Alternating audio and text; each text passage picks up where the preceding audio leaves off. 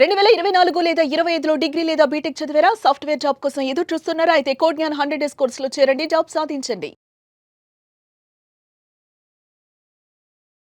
నమస్తే సార్. నమస్తే.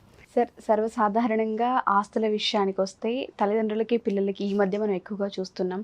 మరి ఆ విషయానికొచ్చినట్టయితే భర్త ఆస్తిలో అసలు భార్యకి వాటా ఎంత? అంటే కొన్ని కేసెస్ మనం చూస్తూ ఉంటాం. భర్త అనుకోకుండా చనిపోవడం కానీ, లేకపోతే కొన్ని సందర్భాల్లో మిస్సింగ్ కేసెస్ కూడా మనం చూస్తుంటాం. అలాంటప్పుడు తినికి రావాల్సిన వాటా, భార్యకి రావాల్సిన వాటా ఇవ్వరు. మరి అలాంటప్పుడు తను ఎలాంటి అసలు స్టెప్ తీసుకోవాలి? ఎవరిని అప్రోచ్ అవ్వాలి? తనకి అసలు వాటా ఉంటుందా? అసలు ఏంటి, దానికి మీరేం చెప్తారు? చూడమ్మా, ఇది భార్యకు భర్త ఆస్తిలో వాటా గురించి మనం మాట్లాడుకుంటే, అంటే ఇది మనం ఇంకా కొంచెం ముందుకెళ్తే మన హిందూ సనాతన సాంప్రదాయ ప్రకారం ఏంటంటే భార్యకి, అంటే ఇంట్లో మహిళలకి ఎంతో ప్రాధాన్యత అనేది ఇవ్వడం జరిగింది. అందుకనే మనకి భగవద్గీతలో ఒక శ్లోకం ద్వారా చెప్పడం జరిగింది అనమాట. ఎత్ర నార్యేస్తు పూజ్యంతు తత్ర దేవత అని చెప్పేసి, అంటే ఎక్కడ మహిళలు గౌరవింపబడతారో అక్కడ దేవతలు ఉంటారని చెప్పేసి మనకి ఒక భగవద్గీతలో ఒక శ్లోకం ద్వారా మనకి అంత ప్రాధాన్యత, వారి ఇచ్చే ప్రాధాన్యత చెప్పారు అనమాట. అయితే అప్పట్లో ఏంటంటే మనకి మహిళలు బయటకు వచ్చే పని ఉండదు కాబట్టి ఇంట్లోనే ఉంటారు, జనరల్గా ఇంట్లోనే ఉంటారు. దాంతో తల్లిదండ్రులు ఇప్పుడు మ్యారేజ్ అయ్యే వరకు తల్లిదండ్రులు పోషణలో ఉండటం, ఆ తర్వాత ఏంటంటే మ్యారేజ్ అయిన తర్వాత భర్త పోషిస్తాడు, తర్వాత వృద్ధాప్యంలో వచ్చేటప్పటికి పిల్లలు, కుమారులు ఆ పోషణలో ఉంటుంది అనే ఒక ఉద్దేశంతో అప్పుడు అది చేయడం జరిగింది. సో అప్పట్లో ఎలాంటి రైట్స్ అనేది మహిళలకు లేవు. అయితే ఇది తర్వాత కాలక్రమంలో ఏమైందంటే బాల్య వివాహాలు అనేది జరిగింది. చిన్న చిన్న పిల్లలకి పెళ్లి చేయడం 15 ఏళ్ళకి.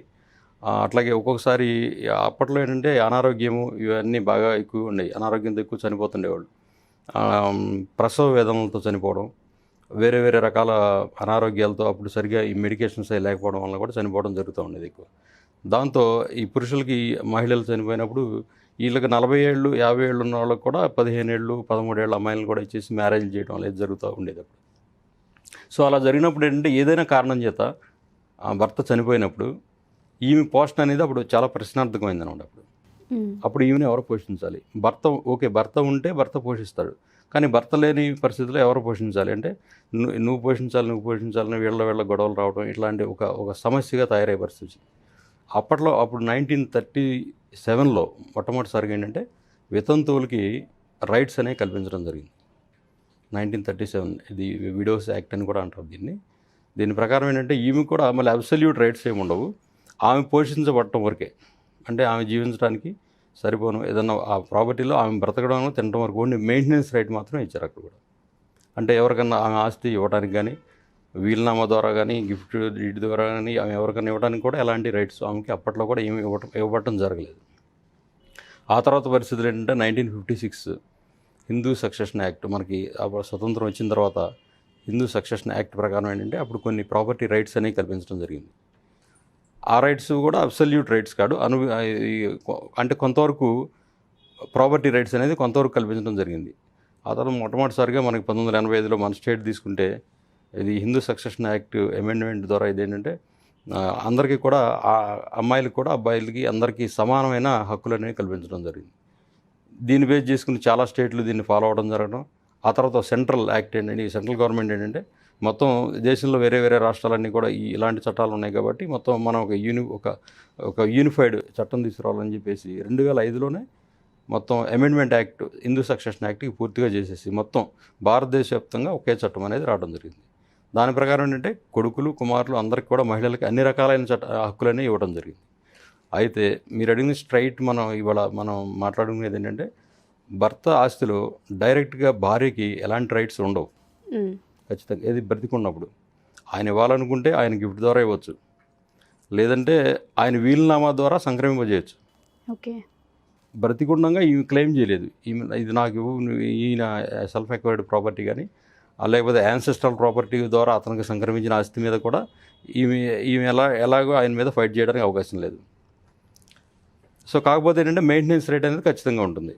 ఎప్పుడైతే భర్త పోషించాల్సిన బాధ్యత ఉంటుంది కాబట్టి ఆయన పోషించకపోతే ఇమీడియట్గా ఆమె న్యాయస్థానాలను ఆశ్రయించే కూడా సెక్షన్ 125 CRPC ప్రకారం కానీ, డొమెస్టిక్ వైలెన్స్ యాక్ట్ ప్రకారం కానీ లేకపోతే హిందూ మ్యారేజ్ యాక్ట్లోనే 24 సెక్షన్ ద్వారా కానీ మెయింటెనెన్స్ క్లెయిమ్ చేసుకునే రైట్ అనేది మహిళలకి ఇవ్వడం జరుగుతుంది. అయితే భర్త వీలునామా రాయకుండా చనిపోతే అప్పుడు సపోజ్ 2 కొడుకులు 2 కూతుర్లు ఈ 5గురే ఉన్నారనుకుంటే, సపోజ్ వాళ్ళకు 10 acres ఉంటే అప్పుడు మాత్రం వీళ్ళకి సమానంగా మొత్తం రైట్ ఉంటుంది.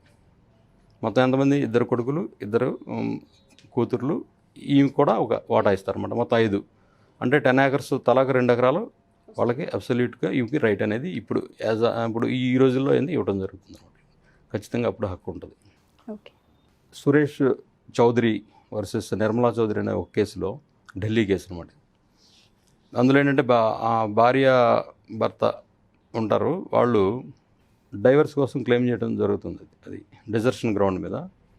అయితే అందులో అమ్మాయి ఏం చేస్తుందంటే ఈయన మీద ఒక అభియోగం చేస్తుంది. హస్బెండ్ వచ్చేసి డైవర్స్ కోసం పిటిషన్ వేస్తాడు. ఎట్లాగూ ఆ అమ్మాయికి థైరాయిడ్ క్యాన్సర్ ఉంది, బిఫోర్ మ్యారేజే నాకు చెప్పకుండా మోసం చేశారు కాబట్టి ఇట్ అమౌంట్స్ టు క్రుయల్టీ, నన్ను చీట్ చేశారు కాబట్టి నాకు డైవర్స్ కావాలని చెప్పేసి ఆయన కోర్టుకి వెళ్ళడం జరుగుతుంది. అయితే అమ్మాయి ఏం చేస్తుందంటే, లేదు మేము ఆల్రెడీ ఇతను తెలుసు, మేము ముందే అన్ని విషయాలు చెప్పే మ్యారేజ్ చేసుకోవడం జరిగింది, తర్వాత నన్ను ఇతను హాస్పిటల్కి కూడా తీసుకెళ్ళడం జరిగింది, సో మ్యారేజ్ అయిన తర్వాత మేము ఇద్దరం కూడా మ్యారిటల్ లైఫ్లో ఇద్దరం లీడ్ చేసాము అని చెప్పేసి ఆ అమ్మాయి ప్రూవ్ చేసుకోవడం జరుగుతుంది. అప్పుడు ఆ పిటిషన్ కొట్టివేయడం కూడా జరుగుతుంది అన్నమాట. కొట్టివేస్తూ ఇంక మెయింటెనెన్స్ అనేది అబ్సల్యూట్గా ఇవ్వడం అనేది కూడా జరుగుతుంది. సో మెయింటెనెన్స్ రైట్ అనేది దానికి ఈరోజు మన సుప్రీంకోర్టు, హైకోర్టు వారి జడ్జిమెంట్లు కానీ లేకపోతే ఉన్న ఎగ్జిస్టింగ్ లాస్ ప్రకారం కూడా అబ్సల్యూట్గా మెయింటెనెన్స్ రైట్స్ అనేవి ఉన్నాయి. అంటే వాళ్ళు పోషించుకోలేని పరిస్థితిలో ఖచ్చితంగా భర్త లేదా భర్త తాలూకు ప్రాపర్టీ నుంచి మెయింటెనెన్స్ రైట్ అనేది ఖచ్చితంగా క్లెయిమ్ చేయడానికి అవకాశం ఉంటుంది. ఓకే సార్, అంటే ఇఫ్ ఇన్ కేస్ కొన్ని సందర్భాల్లో మనం చూస్తూ ఉన్నాము, ఒకవేళ భర్త చనిపోయిన తర్వాత కానివ్వండి, లేకపోతే వాళ్ళు సడన్గా మిస్సింగ్ ఏదైనా కేసు అట్లాంటివి మనం చూసాము. అలాంటప్పుడు పిల్లలు కనుక తల్లిని వదిలేసి తన వాట తనకి ఇవ్వకుండా ఉన్నప్పుడు తల్లి ఎలా అప్రోచ్ అవ్వాలి అంటారు అసలు కోర్టుని కానీ న్యాయస్థానాన్ని కానివ్వండి? అంటే ఖచ్చితంగా ఇప్పుడు 125 CRPC కిందమ్మా మామూలుగా భర్త మీద క్లెయిమ్ చేయొచ్చు, కొడుకు కూతురుల మీద కూడా మెయింటెనెన్స్ రైట్ క్లెయిమ్ చేయొచ్చు. ఓకే. మామూలుగా ఇప్పుడు భర్త ఉంటే భర్త మీద క్లెయిమ్ చేయొచ్చు, లేదంటే కొడుకులు కూతురులు వాళ్ళు మేజర్లు అయినప్పుడు వాళ్ళ మీద కూడా 125 CRPC కింద మ్యాజిస్ట్రేట్ కోర్టులో పిటిషన్ వేసుకున్నా లేదా ఫ్యామిలీ కోర్టులో వేసుకున్నా కూడా ఇమీడియట్గా ఈమెకి ఇంటర్మ్ మెయింటెనెన్స్ అనేది గ్రాంట్ చేయడం అనేది జరుగుతుంది. ఖచ్చితంగా మేజర్లు అయిన అమ్మాయిలకి అబ్బాయిలకి కూడా ఇట్స్ అన్ ఆబ్లిగేషన్ అనమాట. వాళ్ళు ఖచ్చితంగా వాళ్ళ పేరెంట్స్ని పోషించాలి. భర్త లేకపోయినా వీళ్ళ మీదగానే వెళ్ళొచ్చు, నో ప్రాబ్లం. లేదా భర్త ప్రాపర్టీ మీద కూడా ఈమె వెళ్ళి మెయింటెనెన్స్ క్లెయిమ్ చేసుకోవచ్చు. వాళ్ళ భర్త ప్రాపర్టీ వేరే వాళ్ళ అధీనంలో, మామగారు అధీనంలో ఎవరైనా ఉన్నా కూడా ఆ ఎస్టేట్ నుంచి ఈమె మెయింటెనెన్స్ తీసుకునే రైట్ కూడా ఈమెకు ఉంటుంది అనమాట. సార్, ఎవరైనా న్యాయ సలహాలకి సంబంధించి మిమ్మల్ని అప్రోచ్ అవ్వాలనుకుంటే ఒకటి మ్యారిటల్ డివోర్స్ వీటికి సంబంధించిన కేసెస్ని మాత్రమే డీల్ చేస్తారా, లేకపోతే ఇంకేమైనా కేసెస్ని యాక్సెప్ట్ చేసి న్యాయ సలహాలు ఇచ్చే అవకాశం ఉందా? ఖచ్చితంగా చేస్తాము. Criminal cases, negotiable instruments act అంటే చెక్ బౌన్స్ కేసులు, ప్రామిసరీ నోట్ కేసులు, ఈ మ్యారిటల్ రిలేటెడ్ కేసులు, క్రిమినల్ కేసులు అన్నీ కూడా చేయడం జరుగుతుంది. Thank you sir, thank you so much. So చూసారు కదా, ఎవరైనా సరే న్యాయ సలహాలకి సంబంధించి సార్ని కనుక అప్రోచ్ అవ్వాలి అనుకుంటే కింద స్క్రోల్ అవుతున్న కాంటాక్ట్ చేసి ఎన్రోల్ చేసుకోవచ్చు. Thank you.